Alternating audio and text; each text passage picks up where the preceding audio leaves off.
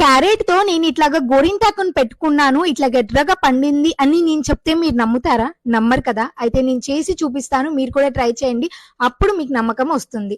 ఇదిగోండి, ముందుగా అయితే ఒక క్యారెట్ ని తురిమేసి ఒక గిన్నెలోకి తీసుకొని ఇందులో షుగర్ అలాగే టీ పౌడర్ ని వేసుకొని బాగా మిక్స్ చేసుకోండి. ఇప్పుడు ఏదైనా ఒక స్టీల్ గిన్నెని తీసుకొని ఇట్లా అడుగునంతా పేపర్స్ ని పెట్టుకోండి. పేపర్స్ ఎందుకు అంటే అడుగున గిన్నె మాడకుండా ఉండడం కోసము. మధ్యలో ప్రమిదను పెట్టుకోండి సపోర్ట్ కోసము. ఆ తర్వాత ఎక్కడ గిన్నెకి అంటకుండా ఇట్లాగా క్యారెట్ మిక్స్ చేసుకున్నాం కదా, దాన్ని మొత్తం కూడా పెట్టేసుకోండి. ఆ పైన నుంచి ఒక గిన్నెని పెట్టుకొని తర్వాత పెద్ద గిన్నెలో నీళ్లు పోసుకొని పెట్టుకున్నాము అంటే ఆవిరితో ఇట్లాగా లిక్విడ్ కలెక్ట్ అవుతుంది అనమాట.